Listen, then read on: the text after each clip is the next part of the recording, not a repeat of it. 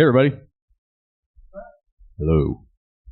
Thank you for coming to our panel, Unveiling the Underworld, Unleashing the Music of Hades. And I realize the irony of us doing a panel on Hades at a Persona event. But thank you for coming. There are many other places you could be at MAGWest, and you chose to come here. Hades is my favorite Persona.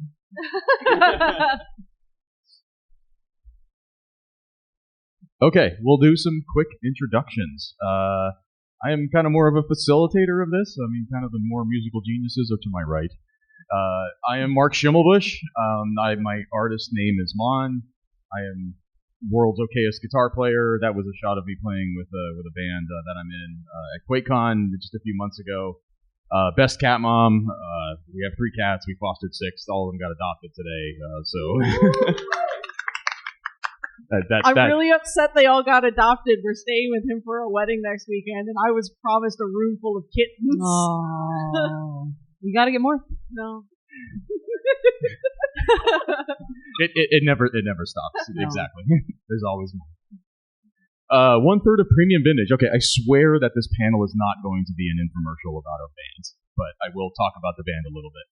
So, Premium Vintage, per the name, is a Hades cover band that myself and Carrie and our drummer Angel Hernandez formed in early 2023.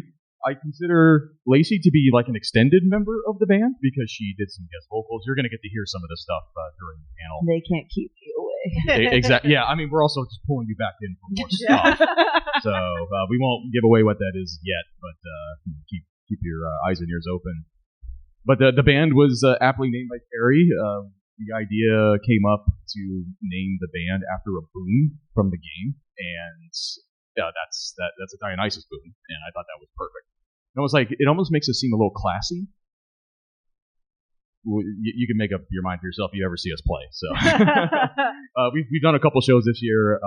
Hopefully you see us out there some more next year. And then WASD is this band that I'm in, not related to Hades, but I have a lot of fun with them. And when I say Hades stan, I'm talking about the character Hades. Oh. Hades is my favorite character from the game. Like, he kind of redefines masculinity. Like, he's just kind of like a big burly dude. He just has an impeccable work ethic. He's Hell's greatest wife guy. Exactly. And then you find out that he's just a big soft. And I'm super looking forward to his character development in the second game. If you played the early access, you have an idea of what's going on. I won't spoil it. I'm super looking forward to how things play out for him in storylines. Okay, Carrie, go ahead. Hi, my name's Carrie Wood. As you can see, I'm perpetually doing too much. Within the last month, I have now played 3 shows. I have released I released a double album of Pokemon. I produced for Game Grooves Goldenrod City Pop Gold and Silver editions. That was I was basically the creative director on that project. I had to meet several other deadlines. We're going to a wedding next week on the opposite side of the country, and I told myself I wasn't going to book any more shows. Like a liar, so I booked another show for November. So if you're in the Bay Area, you can come see me and my partner Ian Cowell. We are Bi-Score. We'll be playing at BarCon in November. That's in San Francisco. Please come see us. So yes, I'm one half of Bi-Score with Ian. If you saw us last night on the main stage, thank you for seeing us. That was a hell of a show. I had a great time. I'm also another 1/3 of Premium Vintage. I think Moros is hot, and I will forever apologize for Theseus's behavior. Oh, okay. Hi, my name is Lacey. I'm a YouTuber, cover artist, and also a video game musician. I work with Evo, and I have been on the SteamWorld soundtracks, which is cool. So I cover a bit of Hades and Hades 2, and I am obsessed with Nemesis. She is my fixation. Yeah, that's it for me. That's all I'd like to say. Okay. Let's talk about the game a little bit. I'll go last. So maybe just talk about what your experience with the game was, how you connected with it. I love dungeon crawlers. I'm a big fan of Diablo is one of my favorite games. So like when Hades came out, I was very into it, and I love Supergiant in general. So like it just was the perfect kind of melding of the minds. This game, we probably shouldn't swear, right? Kicked my butt real hard when I first started playing it, and I was like rage quitting, being like, God, this is so hard. So I learned what God mode was, and it saved my experience with it. So I really, really loved it, though. It was such a unique take on the game, and you can really play it however you play a roguelike, so I enjoyed that a lot. And then Hades 2 I have not put down since the early access. I bought a Steam Deck so I could play it. It's called the Hades Machine now. Yeah, and I really enjoy the game and the lore. I think the character design is stunning, and the music has been a lot of fun as well for me. So the game for me, I genuinely kind of connected to the game through the music. I previously played, so I'm from Maryland originally. I only moved out here to the Bay Area not quite a year ago, basically like 11 months ago. And I think actually it was a year ago today that I finalized my divorce, so yay, I got divorced. So I previously played with the Baltimore Gamers Symphony Orchestra when I was living in Maryland. I played with them for 5 years, and we had a season that, because BGSO likes to heavily theme their seasons. So we had a season that I had pitched the theme of, which was Oops, All Indies. So we did an orchestral version of In the Blood, which you'll see a little bit later. So I was, aware of Hades, but like I don't play roguelikes otherwise. I don't like games that are hard. Like Lacey, I also play on God mode because I'm baby. But I was like, oh, like the music rips, and I was finally like, well, whatever. Like the game's $5 on Steam, I'll try it. I was really trying to play a lot of the games that we were covering in the BGSO that season. So it was like that was a time where I was playing Spiritfarer and I was playing Journey and like just playing a lot of these indie games that have beautiful soundtracks that we were covering that season. Because basically all of these games are like at most $10 on Steam. So I was like, whatever, like I'll just try and play through everything. So I started playing Hades and I was like, uh-oh. Game good. So I've also been waist deep in early access on Hades 2. Hit that content wall real quick on that game. Yeah. So my experience with Hades came from the music first, actually. So I play with a buddy of mine named Gunderslam. He's a solo artist. He does like nu metal arrangements of video game songs. And when I started playing with him, he had an arrangement of A Painful Way, and it's just so heavy. And you just can't help that if you're in that audience, you will just start jumping up and down when like the music starts hitting. To be fair, Patrick also jumps up and down. Yeah, the stage presence on this dude is just insane. You have to. Yeah. I mean, I just wish I had his dreads. I mean, I've always been jelly of his dreads. So that was my first exposure to the game, was through that one song, and then I was like, I should probably get around to this because my bandmates also said like, this is one of the best games I've ever played. I was like, okay, I've been missing out.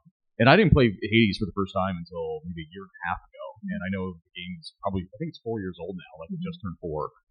So once I started playing it, what I love about it is when it starts, like, you're just basically disoriented. You don't really know who you are, where you're going, or what you're doing. Like, there's no story, like, not right out of the gate anyway. So you're just kind of working your way through all these rooms. I never played a roguelike before, so like I barely knew what I was doing. It was frustrating. I died. I figured like, okay, that's just probably how this is supposed to work. And obviously, I knew I was in for a ride in terms of the difficulty, but I love Soulsborne games, Dark Souls, Bloodborne, all that stuff. So I was like, all right, that's another story. In the past MAGWest, I would just like dress up as a Bloodborne character and do Bloodborne panels, but that's still a part of me. That will always be a part of my fabric. Yeah, then I just stuck with the game, and then I really knew I was playing something special when I would I would die, and I'd be like, all right, one more run. So I started another run, maybe another 20, 30 minutes go by, I die. Okay, another run, and then go, and it just like consumed my life for a good 2 or 3 months, and then that obviously exposed me to more and more of the music. And like this was the first Supergiant game that I played, and then of course I looked up like who was the person that composes all this music, and it's like okay, this guy named Darren Korb. Like, wow, that dude is awesome because if he made all this stuff, then mad respect. Okay, so why the music rocks? This is the geeky part. So we're all each going to kind of take turns, like talking about why the music rocks, like what our connections with it. We'll talk about kind of our own arrangements of it as well. So the music of Hades rocks because it's heavy as hell, pun intended. And I don't know what Darren Korb's influences are, but with kind of the time signature changes and things like that, like I can kind of just imagine being a prog fan like Rush, Dream Theater. It's obviously heavy, but then like the other thing that I noticed too, because like sure, I think BGM can be a little oversaturated with metal, and I am guilty of contributing to that problem. But he uses so many unique instruments, some of which I have not identified, and I'm sure I could go look it up, but I'd rather just kind of leave that in the unknown part of my brain. Like wires, a theremin, like stuff that's just like really probably a little obscure, but just sounds so cool. So yeah, mixed meter is common, so I'll put a pin in that one for a little bit because I'm going to talk about that in the next few slides. It's all connected, think motifs. So there's certain melodies and things that just kind of pop up throughout different songs at different times in different contexts, and it's just brilliant. Like for example, you start the game. Title screen comes up. That's the song that plays during that is No Escape, and it's like kind of heavy, like kind of doomy, like kind of foreboding, and then you get to In the Blood, and it's basically borrowing the same motif, but it's obviously kind of twisted in another way. In the Blood uses it. God of the Dead uses it. God of the Dead uses it. Yeah, that's the main Hades motif. That riff comes back a few times throughout the course of the game. So yeah, it's establishing and then reusing that motif is something I've always really liked about the soundtrack. Mm-hmm. Yeah, evokes emotion. So I think any game that you play, kind of, if you can connect with a game emotionally, then it's doing its job. Like through the music, especially, at least for me. I mean, when I first finished my first run, I beat Hades, and you meet Persephone for the first time. Like the emotions kind of start building. And then the characters develop. You kind of learn the connections between, kind of the background between Hades and Persephone and Zagreus, and then like every time you get there, like the story develops more and more and more, and then once you get to the end, you're like, wow, and then In the Blood hits, and it's just a masterpiece of storytelling and how music complements it. Those vocal melodies just hit. So we've already talked about In the Blood many times. But I'm sure everybody is familiar with Good Riddance. That's a very popular one. I personally love Lament of Orpheus. That's the one that plays. I don't think there's a duet version of that. I think it's just Orpheus. Lament of Orpheus and Hymn to Zagreus are two Orpheus solo songs, which I feel get really overlooked in favor of Good Riddance and In the Blood. Yeah, it was funny when Premium Vintage put out our first album. The question that I got most frequently was, "When are you guys going to do Good Riddance?" And I was like, "Can you listen to Lament of Orpheus first?" Yeah, those two, Lament of Orpheus and Hymn to Zagreus, play when you're in the House of Hades, and Orpheus is just sitting there by himself and he's just singing. Obviously, super awesome, Supergiant singing by Darren on those two tracks. And yeah, I guess I'll just do a quick swerve. Another extended member of our band is Katie Scary. She's done vocals for us as well. She did vocals for our rendition of In the Blood, and also did solo vocals for our arrangements of Lament. And the most important thing, the music establishes a connection between the world and the player. And I think I've kind of already said that in more ways than one. But this is how I always come back to this meme when I think about the complexity of the music of Hades.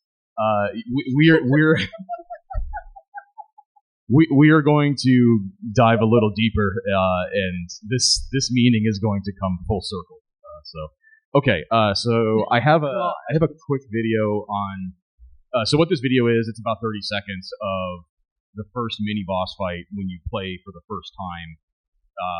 And this song Out of Tartarus is going to play. So I'm going to talk about this song for a little while. It'll be kind of hard to hear the song through all the gameplay, but don't worry, I'll play like a longer clip after this. But I wanted to kind of play the song in context of the game so you can kind of orient yourself a little bit. Hopefully it's not too loud.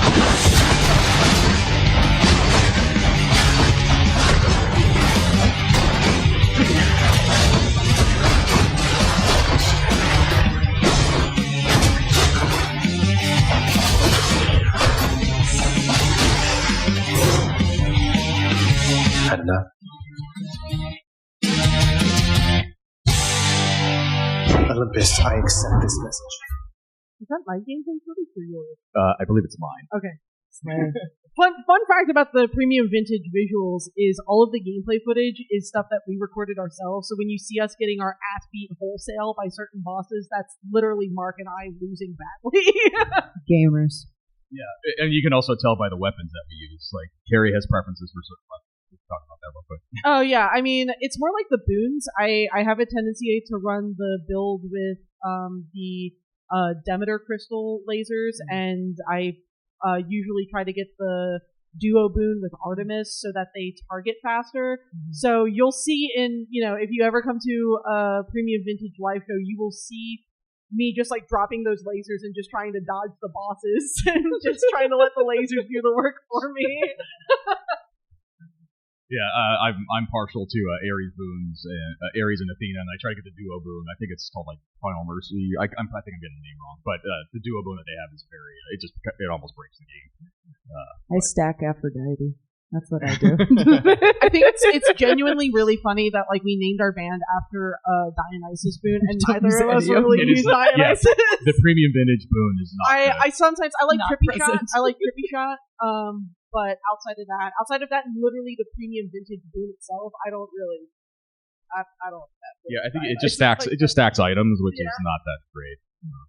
Okay, this might play twice. I apologize in advance if that happens. Yep, it's gonna. That's weird.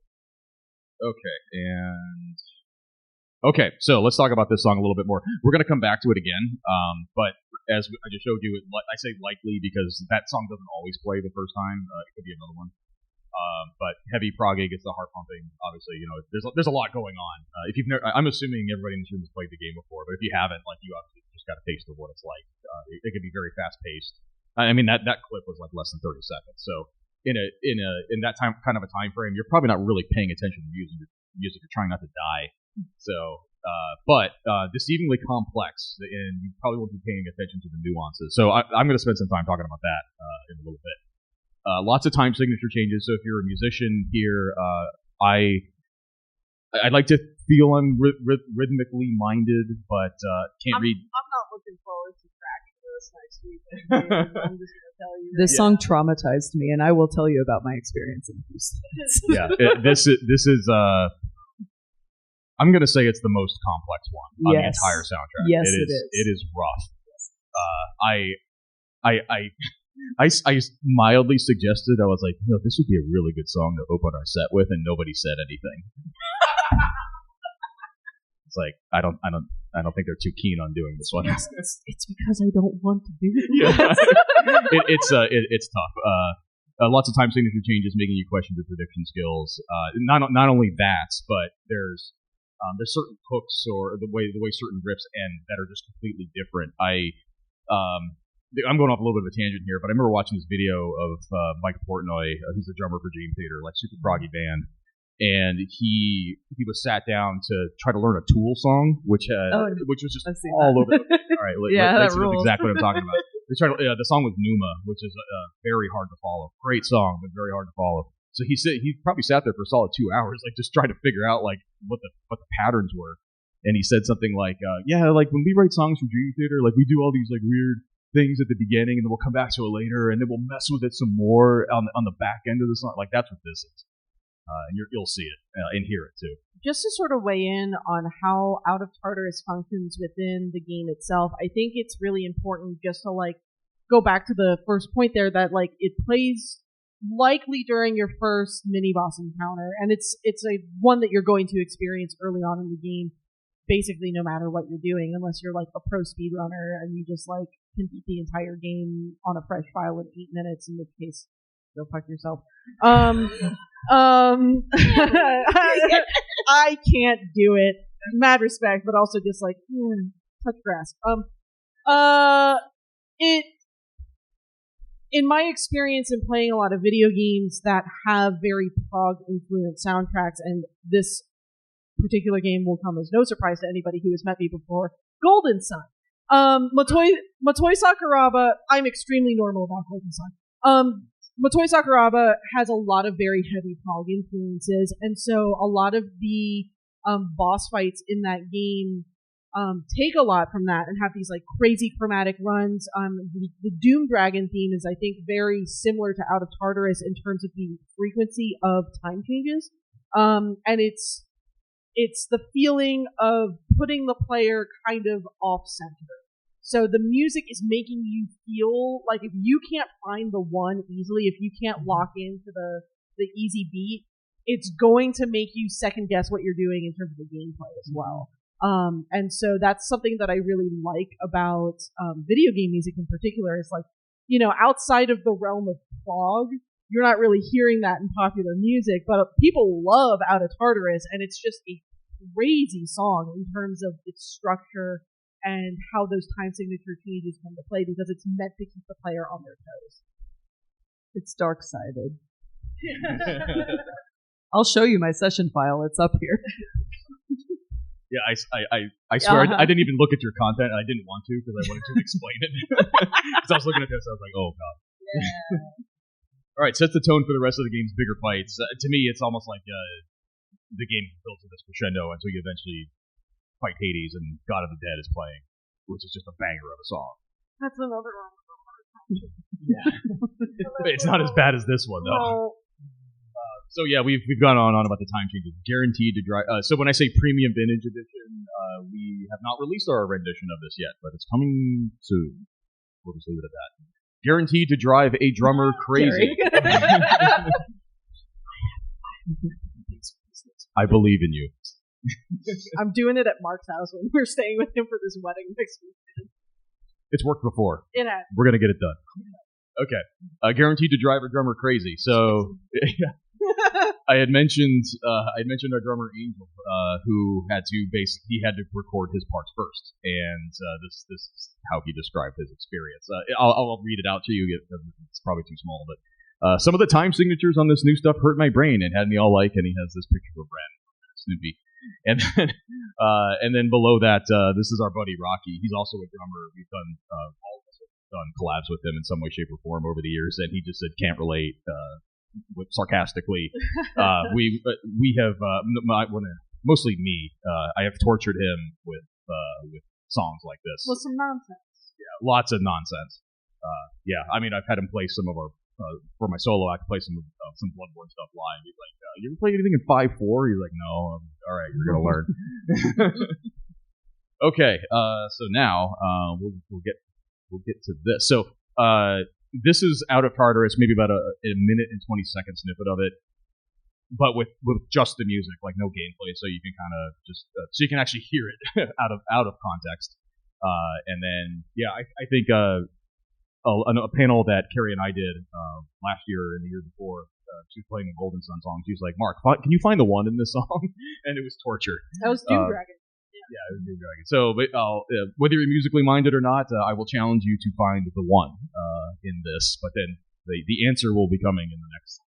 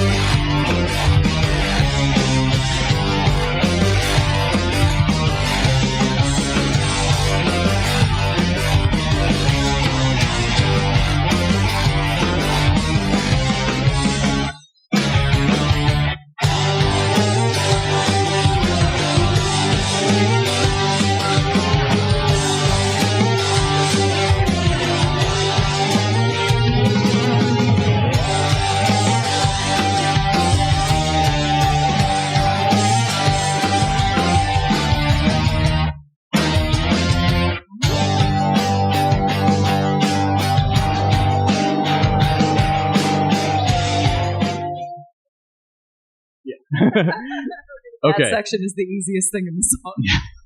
Okay, I'm gonna move on. So we can stay on time. Okay, so here is it again. However, I put some annotations on the screen. Again, like even if you can't read sheet music, don't worry about it because the annotations will guide you. And I also put a click track in it so you can hear the one. All right, here we go.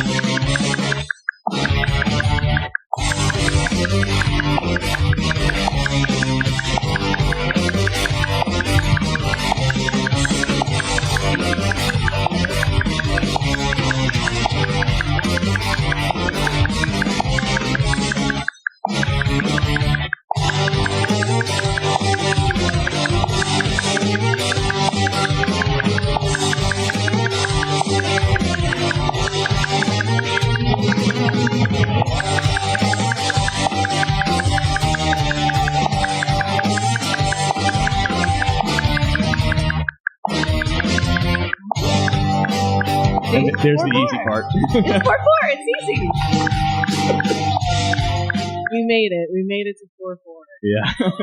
Yeah, that song is basically everything you know is wrong. Okay, so I don't think I have much more to say, so that I can turn it over to Carrie. But yeah, I mean, this is me after trying. That's going to be me next weekend. And then Lacey's been down this road too. We've mostly slayed the dragon. So. Yeah. Okay, Carrie, go ahead. Cool. In the Flood. This song is one I've done a couple ways now. The original song, like, it's the credit song, right? So you have brought your mother back from the surface down to the underworld to reunite your family. It's cinematic. It's very grand. It's got big story implications.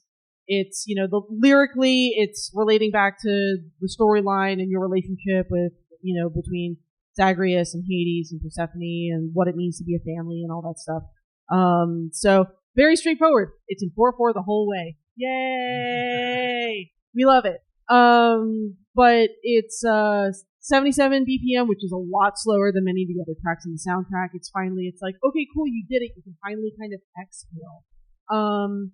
Originally sung by Darren Korb and Ashley Barrett. Lovely vocals as Orpheus and Eurydice. Premium Vintage Edition. Basically tried to keep the same kind of cinematic vibe since it is also the last track on our album, The Symphony of Hades. Same BPM as the original. Essentially just like, I tried to stay true to the original while adding a kind of like edge about it, right? Because it's a metal band, so it's not going to be this like super grand sort of like soft, warm feeling. It's going to be, crunchy guitar noises the whole way through. Still tried to keep a lot of like ebb and flow throughout as far as like building up to the choruses and whatnot. It was sung by Lacey and Katie Scary. So their vocals added definitely a different kind of flavor to it as well. So we move on to the next slide where I work in Finale, and rest in peace. That developer can pry Finale out of my cold dead hands. I will never use Sibelius. I will never use Dorico. I will use my version of Finale until it stops working, and then I will reluctantly switch to MuseScore because I don't want to spend any money. People keep telling me MuseScore's fine. So I would rather just try the free option. Anyway, so the way that the premium vintage workflow generally works is Mark does a lovely scratch track, and then Angel lays out drums, and then I'm usually sent like a couple MIDI stems to base an orchestral layer off of. And when working with VST orchestral instruments, it means that I can just pick one that says string section and one that says brass section. Maybe if I want to feature a specific kind of instrument like an alto flute or something like that, then that'll be like a single instrument line. But generally speaking, I'm not doing like a 30-part orchestral score, because every time I open a finale file for when I'm arranging for the BGSO or the New Jersey Gamer Symphony Orchestra, who I'm arranging for now as well, and I open it up and I choose what instruments need parts for, and then it like spits out this giant blank staff, and it's like 40 lines, and I'm just like, oh, I gotta put that much music in here. So because of the fact that like outside of In the Blood, I'm basically just doing like a few different layers of instrument sections, and I say I want the string section to sound like this, and I'll put chords in there, and it'll sound really lovely. But this one came to me from the Baltimore Gamer Symphony Orchestra, so I based the premium vintage arrangement off of the BGSO arrangement, which was originally done by my good friend Jacob Bevan, who lent me his files as reference for me to then rearrange for premium vintage. So the premium vintage file has all of these individual instrument tracks, because I didn't really want to spend all that time condensing. That's a lot of work, and I'm very lazy. So before handing like sort of the full orchestral file then off to Mark to make hella crunchy, it looked like this, and yeah, I don't know why I do this to myself. I do it at least 2 to 3 times a year because I moved 2,800 miles. That was a long drive. But I still arrange for the BGSO. They'll be performing this season an arrangement of Birdman from Pilot Wing 64 that I arranged. I'm also currently arranging a Pokemon Puzzle League piece for them for next year. This past season they did, surprise, a Golden Sun arrangement. But yeah, arranging for orchestral stuff can be very tricky, and that's why I really like arranging the orchestral layers for premium vintage, because it's so easy to do for a fake orchestra than for a real one. I would love to have live instruments on premium vintage at some point, but that's expensive to hire people for. It's a dream. Yeah, someday. We'll figure it out. Someday. So yeah, we can go ahead and go on for the original version. This is about a 2-minute video, and I've annotated it with some different things. So we'll just play that. It's always there, it's in the air, your dearest king, below the skin.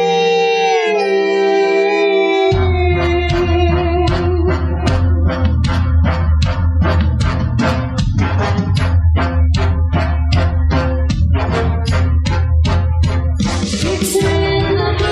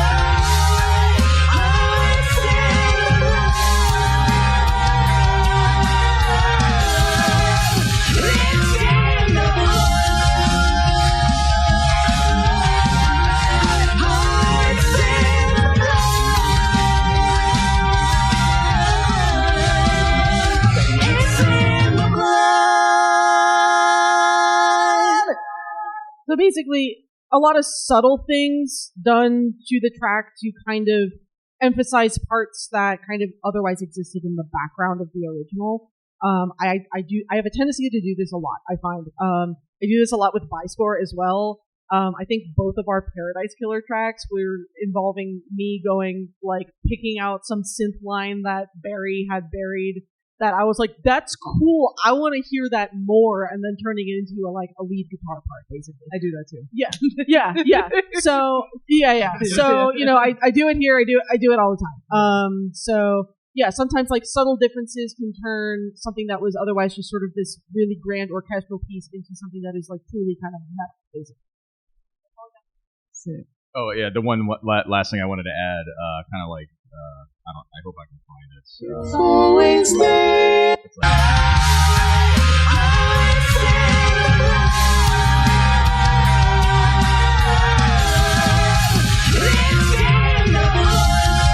Yeah, so again, we're like, okay, we didn't tell Katie what to do. Like, she just like screams at that part that where right before I hit the pause button. Nobody told her to do that. No. But it's like, man, that Katie hits. Scary can do whatever the hell she wants Yeah. for all I care. She's great. And we will be continuing to have Katie as our voice of Orpheus on future projects as well as Katie as our voice of Eurydice. So I'm very excited to continue to have these two as our extended premium vintage family. So. Okay, it's probably gonna play It's again. always there. Go ahead, Neat. Lacey. Okay, so I've worked on a few Hades tracks. I've done Out of Tartarus, I did Good Riddance, I did Coral Crown, and I did I'm Gonna Claw at Your Eyes and Drown You to Death. If you haven't played Hades 2, I probably sound very strange. Anyway, so I am the sole musician and producer on all of my tracks, so I play every instrument that you hear in all the recordings, so I really go through it, as they say, TM. So I thought my specialty really is production, so I thought I'd kind of walk you through what my headspace looks like with Hades in particular, because I think it's a little different. So the first thing I like to analyze is what's the instrumentation of the piece versus the style that I want to do it in, right? Do I want to go to a faithful recreation? Do I want to completely switch it up, completely change the feeling of it? Because I've done a little bit of both. And yeah, usually with every arrangement too, I want to always think before I even start, what's the goal of the arrangement? Who are the star players? What instrument is highlighted? Because it's super important to think about those things. With a vocal track, the vocal should be the loudest thing. Okay. Up the center, loudest thing. Thank you. And you'd be surprised. With a song that's very guitar focused on a melody or lute focused on a melody or synth focused on a melody, you want to think about those things as your star players, and you don't want them to be too buried within the mix. Texture is very important, but making sure that your star player is the loudest thing to direct your audience's ears to.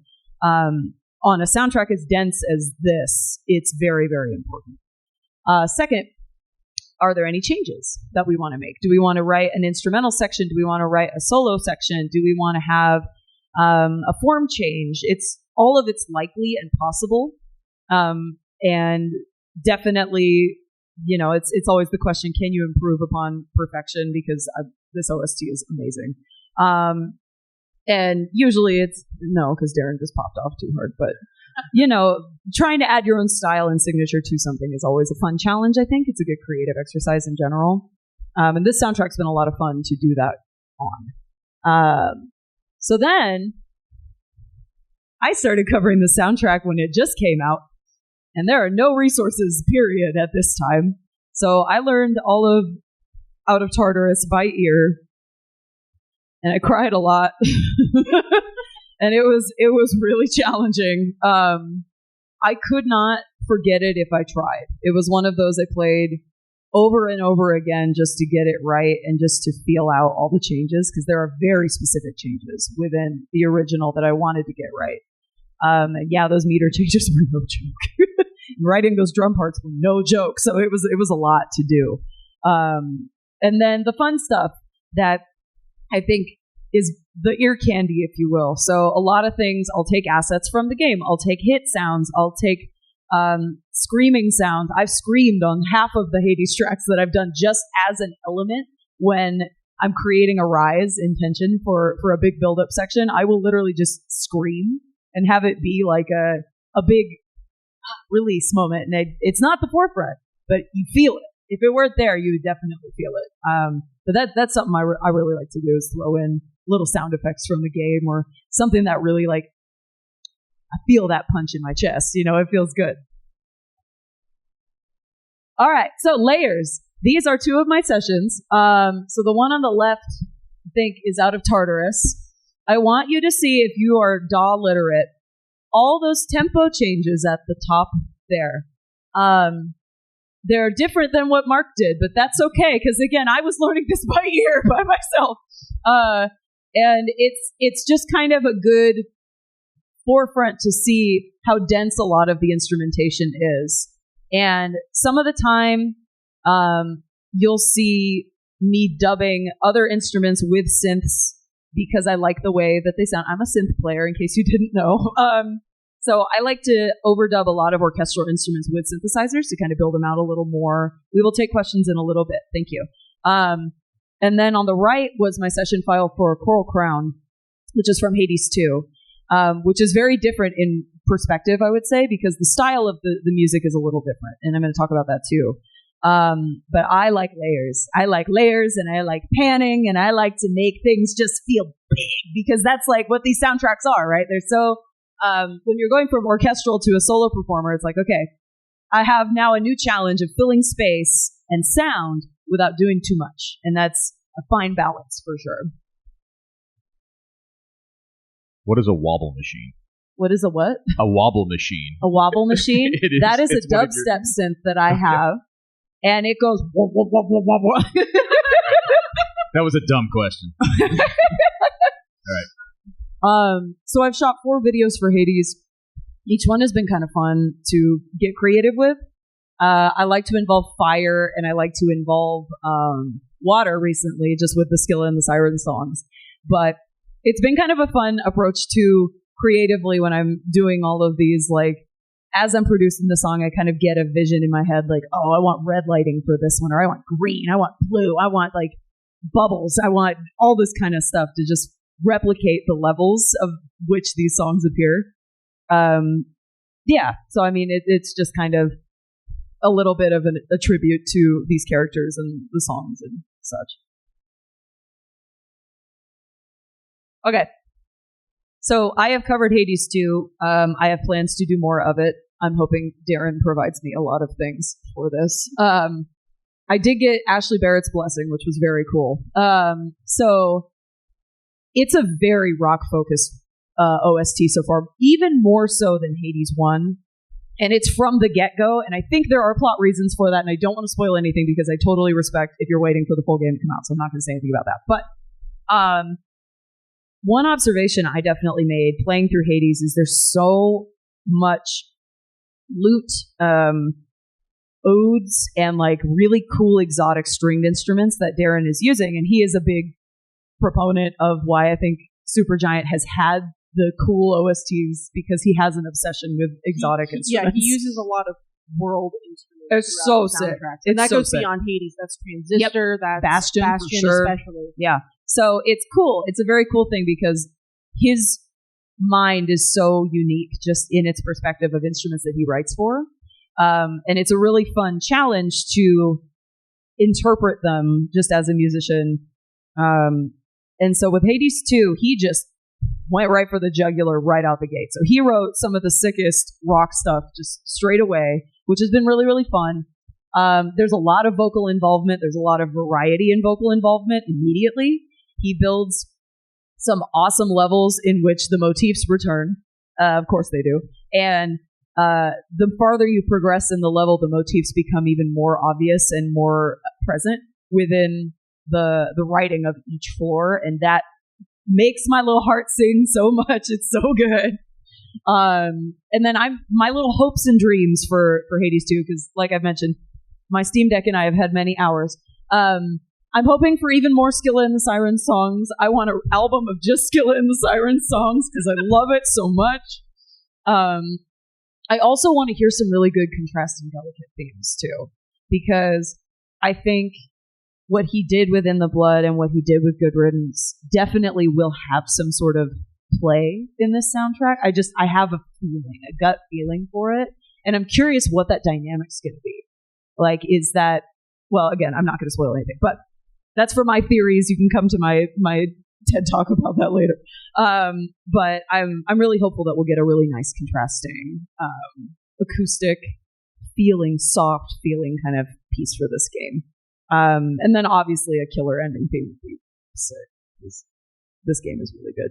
Somehow I like Hades 2 more than Hades. And I don't know if that's an unpopular opinion, but I do.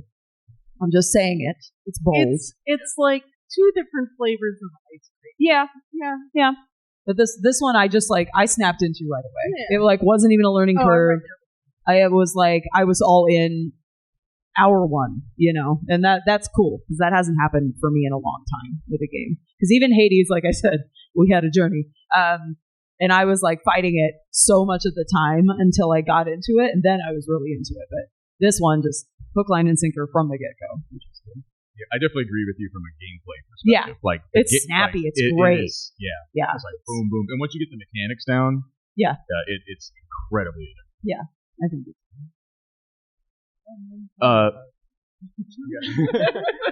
Yesterday there was an announcement from Supergiant. They put on social. Yes. I looked at. Did you look into that? There's only a couple songs that are available. So in case you missed it, Fangamer has 3 songs from Hades available for free in sheet music form on their website. Great resource. They are straight from Supergiant. They approved them. They're awesome. They are the easiest songs in the soundtrack, unfortunately. I looked. But it's so great. It's awesome. And they're that kind of game company. There's a ton more, by the way, for free, but for Hades specifically, there's only 3 songs. But it's so cool because Supergiant is very aware of the community and how much we all love it, and we love to perform it and we love to record it. So I think that's really cool that they're making that accessible for everybody. Yeah, the other thing is, I think it's been out there for a while, but there's a video that Darren made of him playing Lament of Orcus with Guitar Tab. Yeah. So even if you're not a guitar player, if you wanted to rearrange that song for some other kind of instrument, then that's a great resource. Yeah, there's a shocking amount of official resources out there because Supergiant understands what dorks like us want to do. Yeah. So I think he knows how hard his writing is too. Out of Tartarus. That is the proof is right there. Okay. That was everything. So that QR code, if you scan it, will take you to a link tree, which takes you to other link trees. One of which is for Premium Vintage, for all of our information. You can find all of our music on Bandcamp, Spotify, etc. And then for Buyscore, Carrie was talking about earlier. Yep. And then for Lacey's got all her resources. Definitely go check her out on YouTube. She did a panel yesterday on how she makes her videos. Super enlightening. And the last thing, actually, I'll let you plug it, Lacey. You got going on tonight. Oh, I'm playing tonight. So over on main stage around 8:10 p.m. I'm doing an all Persona set. So please come. Okay, so we'll leave this up here for just for the rest of the time, especially if you're in the back and you we've can't got scan something like 12 to 15 minutes left. So if you want to ask any questions, we've got a mic right here as well. If you just want to come up and ask us a question, or you can just raise your hand and yell it at us. Whatever's clever. What's up? Yep, go for it.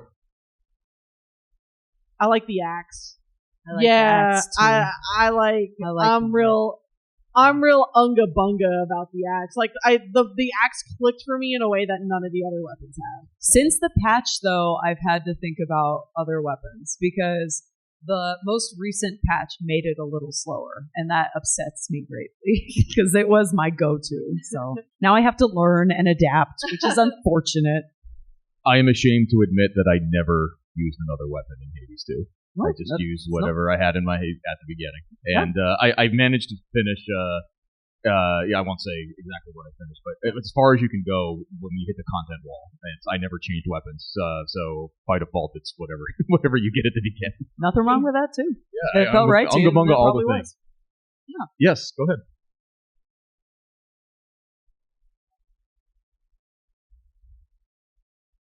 Oh, that's a good one. In general, so, I I've been attending MAG events since about 2011, 2012. So, I go to Super MAGFest, BitGen, when they were doing itty bitty BitGens out on the East Coast. I was going to basically all of those. And I've been a musician since my dad had his midlife crisis, got his college band back together, and then suddenly I had a bass guitar in my hands at 9 years old. So, thanks, Dad. But I don't know that there was anything specific. I have a few standout video game soundtracks in my head. Even before Golden Sun came out in 2001, I would sit and listen to songs from the Pokemon trading card game for Game Boy Color, which high key is like the best Game Boy Color soundtrack. It's that and Pokemon Gold, Silver, and Crystal for me as well. And then I actually fell out of playing music shortly after I finished grad school in 2014. I went like 2 or 3 years without really picking up an instrument at all. Then I joined the BGSO because I got the itch again, and then I formed a band called Quicksave out of the BGSO. Those dudes are still playing. There's just 6 of them now. They decided not to backfill my role, so they're doing new arrangements for the 6 of them.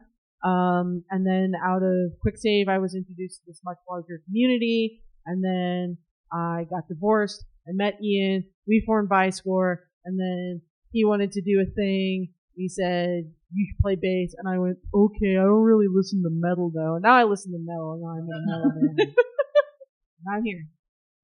Lacey, how about you? So I'm a classical pianist, and so when Final Fantasy X came out, and I heard To Xanarkand, it was the most beautiful thing I'd ever heard before.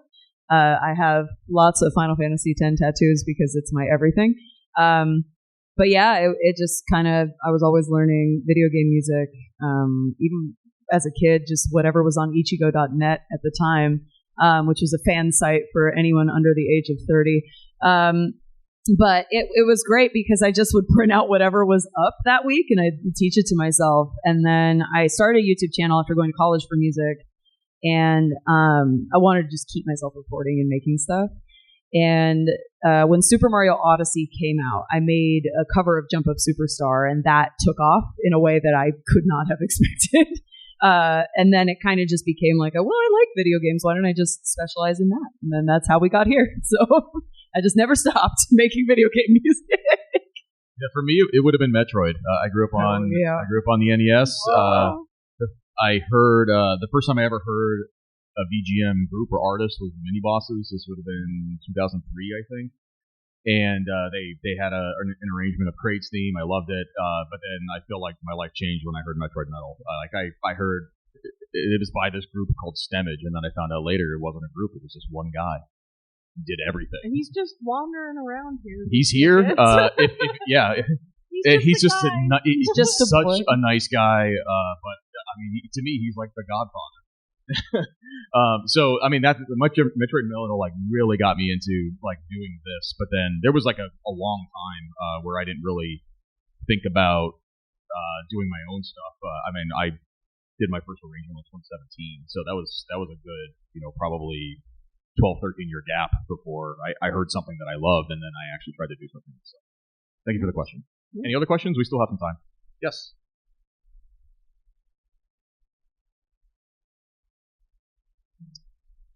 I think most recently, the one, I'll talk sort of per project.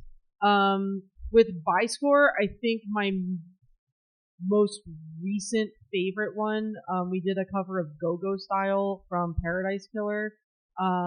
Really, really clean. That was one where like I sent it to the original composer who I'm kind of homies with, and he was like, "This is really good." So I was like, "Cool, sick." Outside of that, I love our cover of Wiping All Out, which also features Lacey from Persona 3 Portable. That's probably my favorite Persona tune that we've done. With Premium Vintage, King and the Bull is probably my favorite track. Yeah, out of that one, yep. Yeah. That's also my favorite. I think Mark and I really killed that one in terms of just every element of that.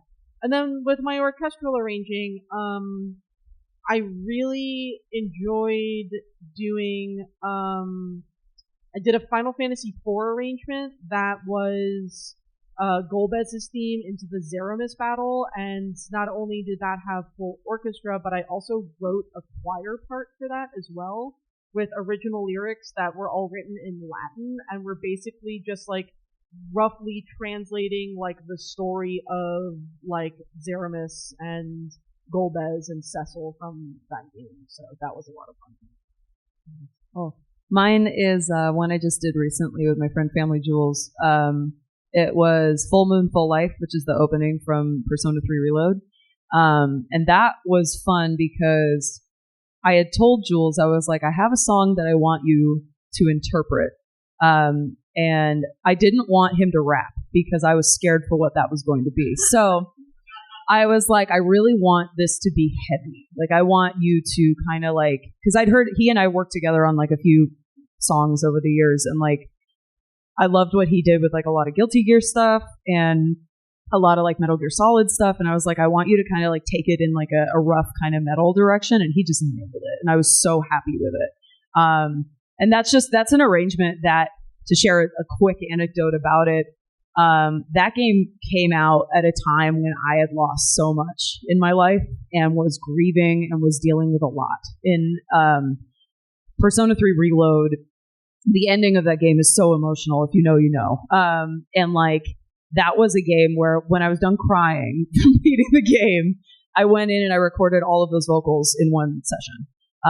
Because it's so fierce, and that song is all about living while you're here and making the most of those with those around you in your life. And it meant so much to bring my friend in on the song, and it meant so much to really just like nail it. It was just one of those moments. I don't know. I did everything by ear, and it felt right, and it still feels right, which is great. That's huge. If you're a musician, if you still like your arrangement like 10 months after you did it, you did okay. But yeah, it's got to be that one. Yeah, mine is not as deep. I have a rendition of Aquatic Ambience from Donkey Kong Country. Nice. But I was listening to a lot of Gojira, and I was like, how do I take this iconic song and make it as grindy and heavy as possible? You'll hear it out there somewhere, I'm sure. Yes, somebody raised their hand, had a question here.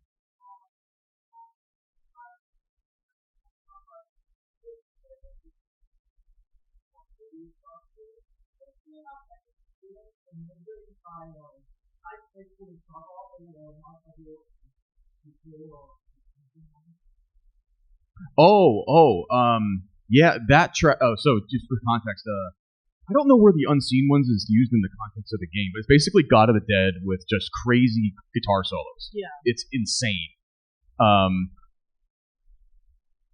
Right. Yeah. Yeah. So, well, first of all, I would not even think of approaching that in any way because I can't play guitar like that. It is some masterful guitar work. It's a lot. Yeah, but then I remember. Oh, actually, yeah. So Gunderslam, who I mentioned, he did a rendition of it, and he was like, "Hey, can you play this?" I was like, "I don't know." I did my best. I made it work. But yeah, that's a killer one. But one that I am afraid to approach in any way for our own project. So, Carrie, go ahead. I don't really have anything to add. The Unseen Ones is just nuts, and I would like to finish out of Tartarus first. Another from me on. Okay.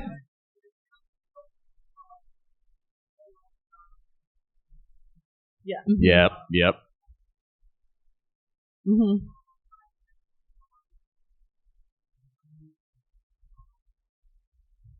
Mm-hmm.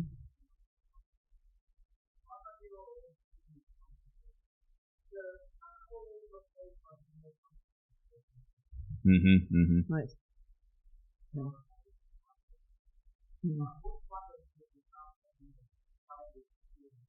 I mean, I have prior experience with them because I've played a lot of Konami rhythm games before, and all I know is that like I've played those tracks and then wanted to stick my head in the oven.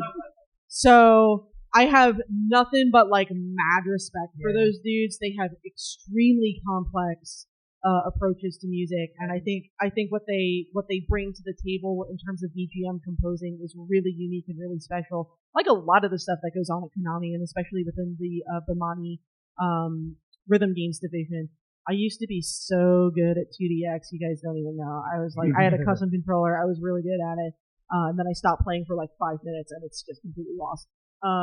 But yeah, like all the stuff in 2DX and poppin' music, and now more recently with other spin-offs that I haven't even played yet. Like there's so much going on within like the rhythm game scene that it's almost like rhythm games specifically almost feels just like a genre, a whole thing separate from the rest of these games sometimes. But yeah, it good.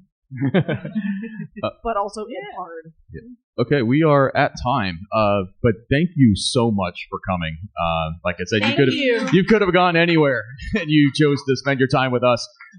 Yeah, as we pack up, if you have any other questions that you just want to ask us, feel free to come up. Yeah, feel free to bother us in the hallway. Again, if you want to scan this and you're in the back and you can't reach it, feel free to just come up. I'll leave it up here for another 5 or 10 minutes. So, thank you, everybody.